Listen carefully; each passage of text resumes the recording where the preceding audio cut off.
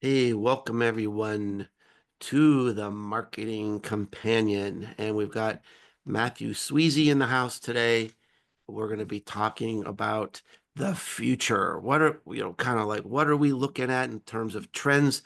We're here recording. It's the first podcast of 2025, as I guess we're hurling into our 14th year of this show, which is crazy. It's hard to believe. Whenever I talk to Matt, I always get like super immersed in the conversations, and there's a good chance I'm going to forget to mention our sponsor. So I'm going to go ahead and do that up front. A lot of people are having conversations about, well, it's the beginning of the year. What do we need to change about our business? And a couple of years ago, one of the things I needed to change was my email marketing. I had gotten lazy, and I know a lot of my friends have started to use Brevo. Brevo is a great email system, but beyond email, you can create engaging SMS, WhatsApp campaigns, landing pages, workflows, just about everything you need for your marketing program. So, look, you can get started with Brevo for free by going to brevo.com/marketing companion. And if you do sign up, be sure to use the promo code companion to get 50% off your first 3 months. So, Matthew, we're going to be talking about the future here. I should have had like wild, crazy music. Um, like I said, it's hard for me to pick uh, just a couple trends to talk about today. The world is changing so fast, and to me, it's like really exciting, endlessly fascinating. So let's just tell everybody kind of what you're doing these days. You haven't been on the show for a while, and you're working on AI integrations. Is that right? That's your new gig?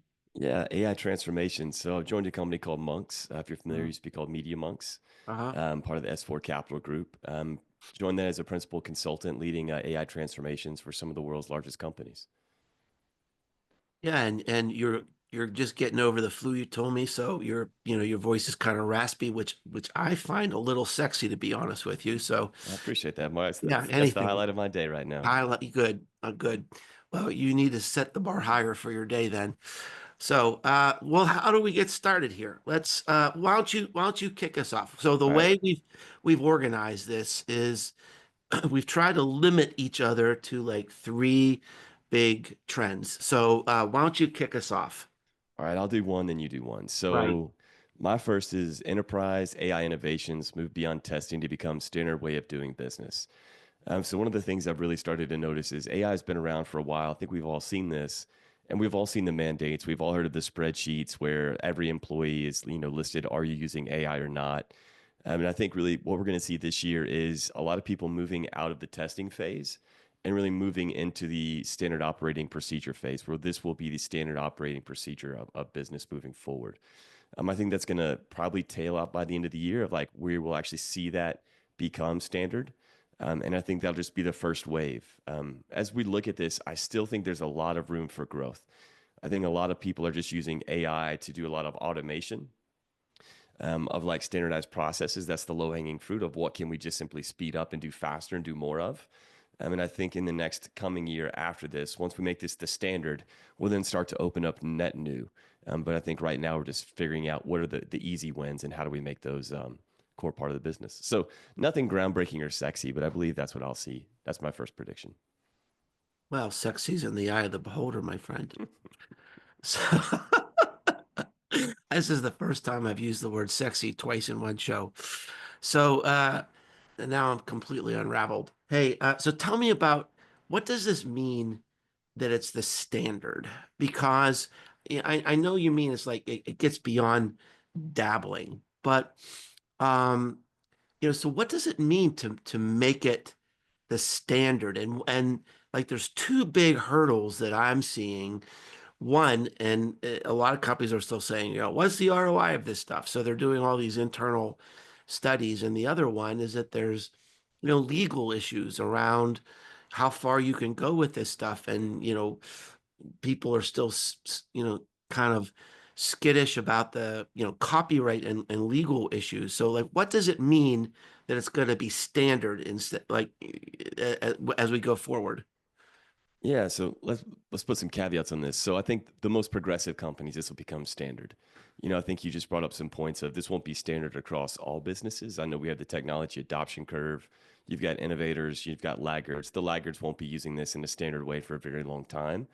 But your most progressive and your innovative companies will have institutionalized artificial intelligence into their business processes, changing everything from I know that we're being challenged with how do we change the agency relationship? Like how do we think about changing what are people paying for? Are people paying for cost per asset now rather than paying for retainer? Like are people Yeah. paying for outcomes? And by the end of the year, we'll start to see that really being fleshed out and that being finalized, and then those becoming the new standard operating ways that those relationships work Hmm. between agencies and businesses. And then also you start going to see AI being the standard way that they then increase scale, efficiency, and effectiveness. Yeah, that's interesting. I've talked to a few agencies, and one of the big concerns is they said, okay, well, we've had this account and we work in a certain way and we've charged so much per hour, and now a lot of this work that used to take us 10 hours takes us one. Like, what do we do about our billing rates? So that's quite interesting. All right, so mine is also sort of AI related. I knew ahead of time yours would be heavily with AI, so I tried to mix it up a little bit. But this has to really do with content, and this comes out of some of the research that I did for my upcoming book that's coming out in a few weeks, and it's about the flood of AI content that creates this pandemic of dull. And the biggest example I could think of is I saw this new, I'm using air quotes here for our podcast listeners, operating system for an ad agency that can take one piece of content that it then just replicates over and over and over again across every platform in every language. And and I just literally felt sick to my stomach when I saw this. And so I'm seeing some like counter trends being teased out that we live in this world now where everything can be glossy, everything can be spectacular.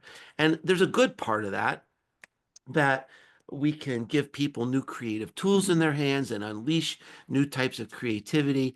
But, when we get to a point where like everything can look like a Marvel movie, what's that going to mean to marketing when everything's so spectacular? And I'm starting to see like this little backlash. And here's an example. There was an article last week, I believe it was might have been in the Wall Street Journal, and it talked about how video game makers are spending too much money to make video games look good. Now, I'm not a gamer, so I'm not in that world.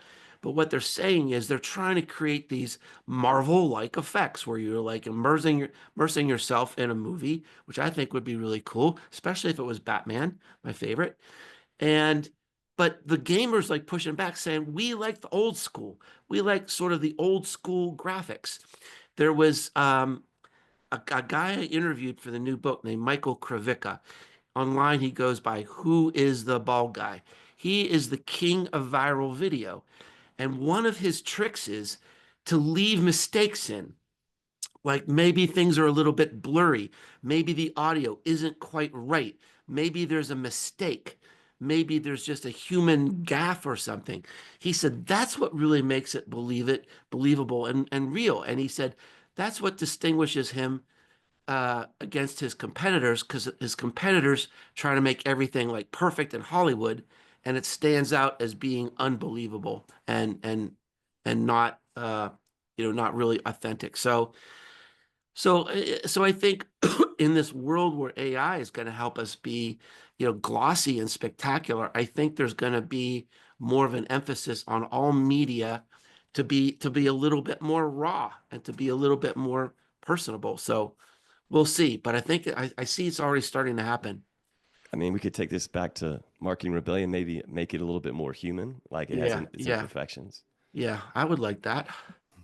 All right, what's your number two? Number two is we start to see AI native startups break through. So this really like struck me, I don't know, maybe as a month or two ago. And I thought back to my first startup. And my first startup was really right at the time, right before cloud computing, but right after the time where you had to have servers, right? So I was able to build a startup for like a couple hundred grand, where before that it would have taken millions of dollars to have servers, to have an office, to have employees in an office, to have devs building out. And at this point in time, you could do all those things in a decentralized manner. And now we start to, with this world of AI, you have the ability to go from an idea to a working product in 2 days with AI building your code base, AI building your website, AI literally doing all of the things that took us months and years to do. We're also starting to see AI native companies have a totally different revenue structure.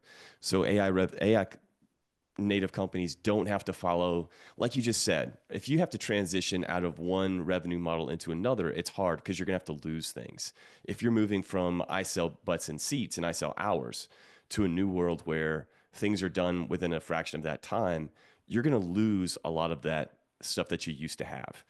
And so I think this new wave of AI native, of where Yeah. companies can go, they can identify a market opportunity, they can build a product for that market, they can build a marketing flow for that product, they can use AI to do everything from the service all the way through the sales of that product. And that can all be flipped on a switch within a matter of days. I think we're going to start to see a couple of companies that break out this year that will be AI native, all the way from the initial ideation of the company all the way through to the building of the company. Yeah, and I'll go one further.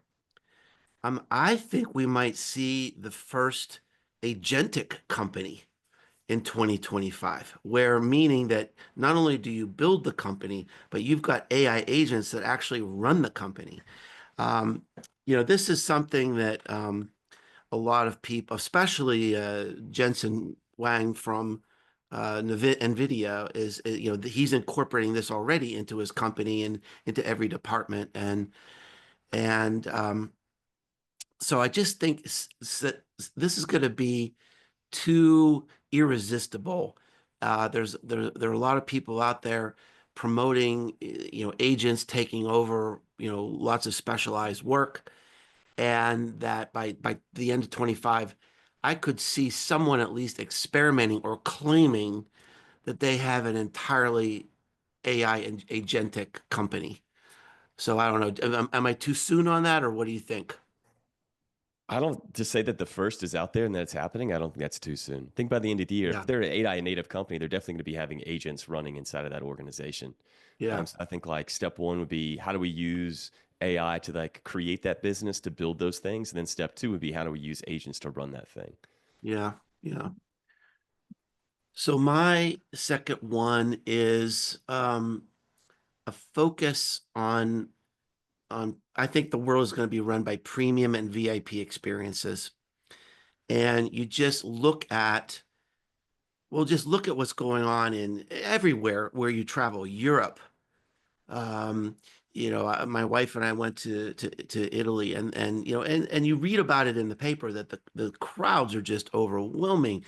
And this is something that Disney is suffering with, and some of the cruise lines are suffering with, and the planes are just jammed, and the hotels are just jammed, and it's miserable. And so I think there's got to be some focus. I mean, like, think about Disney. They've got like the fast pass and stuff, right? Where you pay more money and you avoid some of the crowds. And I think there's going to be a lot of focus on premium and VIP experiences. I mean, consumer spending just keeps going up, up, up, up, up. The economy is booming. The stock market is booming. Hopefully we'll continue to experience that. And even restaurants, and it's hard to get a table in many cities, for a restaurant. So I think a focus on like VIP and premium experiences. And then I'll just sort of add a little adjacency to that. I think experiences in general are something that are going to be really important in the marketing realm. And this is lifted straight out of the new book that's coming out in a couple weeks. Um, and you think about, all right, what's the human role in marketing? We can't. we can't take another class to outsmart AI, right? AI, if you're competent, AI is competent. AI is more than competent. We're not going to be able to get another degree to be better than AI. But what can we do? And one of the things I talk about in my book is experiences, is gathering people together in new and meaningful ways, which is what people are craving for in the world. They're craving these experiences. I talk about this thing, Matt, you're going to really be interested in this, I think. It's this idea of collective effervescence, that when you bring people together in a meaningful new way, I mean, this is what the Uprising is all about, right?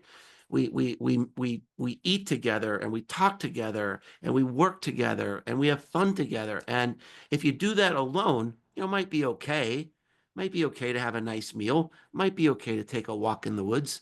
Might be okay to listen to music. But when you do it with other people, it creates awe, and it's a very strong emotion. And I think so this idea of experiences, especially VIP experiences, I think that's going to be a big trend.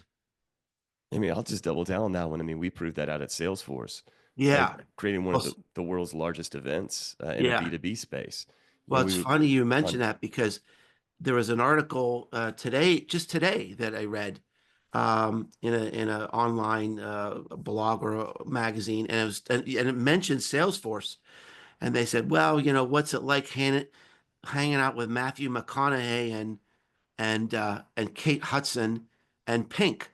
But that's their event, right? I mean, it's like sales, the Salesforce big event. It's an experience, right? It's something. It's a premium event. and it's the company's largest revenue driver and largest marketing effort. Is that so? Is the revenue driver? It's a massive revenue driver. Yeah. Wow. Wow. Wow. Wow. If you tie it like all back to a single marketing campaign, it's the single Yeah. marketing campaign with the largest revenue driver. Yeah. But see, it immerses you in the brand. Yeah. It And to your immerses point, you. it's collective effervescence It is. and it does all the things that you can't do. And so I think like if you were to take that out and say, to the B2B space, there can't be infinite amount of events. Every company will try to have events, Yeah. but not every company will be good at having events. And so I think like if you were to take like what must you do is you must own the event for your category. And so Yeah. they own the event for that category. And so if you're in a niche category, you must own your event for that category. Yeah. Yeah. It's interesting. Yeah, one of the ideas in the book is you can only be audacious once, right? I mean, once you do something particularly a little, crazy, I mean, then everybody else, then you're just copying. So yeah, it does have to be something unique. And it also makes me wonder, does it really have to be, live? Are there hybrid answers to this too, gathering people in different ways? But yeah, so anyway, I think that's going to be a big one. Cool. What's All right, yours? my third one is change management becomes critical as AI tools and process change the business landscape. So one of the things that I've started to see the most of is AI moves much faster than humans can move. And so what we're seeing is, let me give you a really good example. I ran this test the other day. It's a proof of concept, and we were able to show that the AI transformation process is 6 times faster than the old process. That's a 6 times. However, that is without the removal of all the human processes. And so if we add back in the human processes, such as the reviews, such as legal, such as all Yeah. these other things, we then decrease that efficiency gain. And so one of the things we're realizing is that AI as a tool by itself can rapidly speed up, produce more, and create better. But what we also have to do along with that is we have to reimagine the entire processes that go along with that. So as we adopt AI as a technology, we're also going to have to radically adopt new ways of working completely. If not, we won't be able to maximize the gains we get from AI. It reminds me of a time in I want to say it was the 90s, when we were starting to have a lot of efficiencies because of the internet. And do you remember that book that was written called Reengineering? Not so much. No, no. Okay. So I think it was in the 90s. This Harvard professor, Michael Hammer, wrote a book called Reengineering. It sounds very similar to what you're saying here. And he basically said, look, if all you're doing is putting a digital layer on what you already have, you're not optimizing the company. We have a revolutionary new technology that can revolutionize the way we sell, the way we market, the way we care for customers, the way we handle accounting and HR. And if all you're going to do is just like lightly put this layer of digital on top of it, well, then you're not really taking advantage of it. And he suggested a process. I believe the book is called Reengineering, and it wasn't without controversy. I actually went through this in my company. I absolutely hated it, but the idea was sort of like you just throw a bomb at what you've got and kind of rebuild it from scratch. And of course, the reason it was controversial is because people hate change. The idea of like throwing a bomb at everything that we do was very, very unpopular. And what I found is we actually went through a re-engineering effort at our company. And after about a year or so, people it just started like swinging back to the old the old structure and the old organization. But I think if we only think about integrating AI or applying AI, we'll be missing a lot of the foundational opportunities. Correct. This is not an AI specific issue. This is an innovation issue. What you're saying is anytime you have a net new technological innovation, it's the same thing will always be true. Anytime there's a step change, we have to come up with new processes and understand that thing. And the flow has always been we get something new, we do the old thing in a new way until we've had that new technology long enough to learn how to do a new thing in a new way.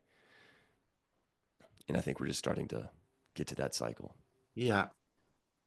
So my last one is it sort of builds on my ideas about community. And so I had a discussion a few months ago with a friend. Her name is Andy Cunningham, and Andy was sort of the right-hand PR and marketing person for Steve Jobs and helped him introduce all of his new products. And she's gone on to become a great innovator and consultant. And one of the ideas she talked about was that she said community is the new media. And she said, um, well, what's the opportunity that you're going to get into the New York Times or the Wall Street Journal? It's like zero. But what's the opportunity you can have a presence in a large community that really cares about you and that this can spread the word about you. It can, get energy, new ideas. And so, I wrote a book about brand community called Belonging to the Brand, and that spurred a lot of interest from big companies who came to me and said, "Hey, we loved your book. Kind of help us get there." And as I'm listening to these efforts and the discussions at these big companies, I mean, there is a lot of interest in figuring this out, and not just tapping into communities for information, but I think especially tapping into communities for creativity, for new ideas for marketing. And so this idea of community is the media has kind of like haunted me as a really big idea for the last year or so. And I think as companies have to have no choice but to look for new opportunities, new places to market, new creative ways to market, that this is something that they've got to tap into. It's not easy. One of the obstacles I see is that, especially big companies, they look at a community and they say, "Oh, that's great. We'd really like to be part of a community. How do we uh, get this? How do we get our advertising agency to do this?" And, I'm saying, well, a brand can't really join a community. It's got to be a person. That's like a whole new idea for a lot of people. So I think this idea as today I'm not sure many companies and many brands really think about the opportunity for community, but they're huge and they're powerful and they're creative and they're generating ideas. I'm working with a company right now, um, where there are all online communities about them that they don't even know about. And like in my research to help this company, I'm finding all these communities and they're completely in the dark about what's going on in these communities that are everything about them. So, and I don't think that's unusual. So I think this idea of tapping into communities, as a big marketing idea, I think that's going to be big in 2025 and beyond. No, I mean, I totally agree on that one. I do think a couple points on that is it's not a net new idea, right? Communities have been around, but I think there's a couple of things that I found interesting. I caught up with an old colleague, and they are now running a community as a startup. And so there's another guy, Greg Eisenberg. So he's like kind of like a VC, and he's out there pitching the concept of building lots of communities and selling off. I think Revenue Collective is a marketing community. I think a lot of people listening to this podcast might be familiar with. I believe they raised a couple hundred million, or I think they'll raise 20 million on a couple $100 million valuation. But communities are being valued at very, very large numbers because of the power. I think when you look at like why brands have never been good at communities, it comes back that age old, well, they need to have a return. And they can't see this as a brand building play, and they can't see this as a play beyond. And there's going to be too much control in those communities. But when you can build a community right, they can be extremely powerful. I mean, like we can always talk about the stuff that we did in the past, but I do think I totally agree on the communities. And to do it right, they have to really see this as a large investment and much more of a brand play than a direct return play. The one other one I'll add because I couldn't resist. I know we were going to do three each, but I wanted to throw one bonus one in there because I think this is a trend and a reality that a lot of people really aren't talking about yet, and that's the issue of population decline. So, we're already starting to see some of the implications of this in places like China. And the fact is that the global birth rate is nowhere near the replacement rate. I mean, the official replacement rate is a birth rate of 2.1 children per family, and the birth rate is something like 1.3 or something like that now. So many countries are going to be in a inevitable decline. And what I'm seeing is they're saying that 2025 is like the first year where we're going to have this population decline in America, and we're going to start seeing it in other countries. We're already seeing it uh, in China as a result of their one-child policy and also the rapid urbanization of that country, where it's not hard, it's not easy to have children when you're crammed into these little urban settings. So, um, a lot of businesses, many industries depend on population growth for business growth. There's lots of commodity products. You can think about like school products, maybe different types of fashion products, retail products, and that is starting to go away. So that implies that the competition is going to heat up, and eventually maybe there's going to be some consolidation. So anyway, I just think it's something that a lot of people aren't considering. When I talk about this with my friends, even my marketing friends, are like, "Huh, really?" They don't really know that it's going on, and this probably could be the biggest trend that we're dealing with, in our business and marketing futures. That's a fascinating one. Yeah, yeah. Have you been reading about that? I haven't been reading about it, but I Okay, mean, I'm kind of I'm in a yeah, demographic where most of my friends out here don't want kids. yeah. Well, So there you go. Yeah. yeah, Yeah, and I've been kind of obsessed with this because if you think through the implications of population decline, I mean, they're projecting that by 2050, that right now we're at the peak population of the world. The world population is in decline, and by 2050, the population of the world is going to be like back to the 80s in terms of population. So, And it's, as long as we have a low birth rate, it's not going to really stabilize. It's going to keep going down. And so there's a lot of business implications for that. And I think we're going to start seeing it for the first time in 2025. So anyway, on that happy note, Matt, thanks so much for being here today, despite, fighting through the flu with us today. I appreciate it. It's great to have you back on the show. And have a great Happy New Year, my friend, especially in your new job. Thanks, my man. All right. Thanks everybody Take for care, listening. everyone. We'll see you next time on The Marketing Companion.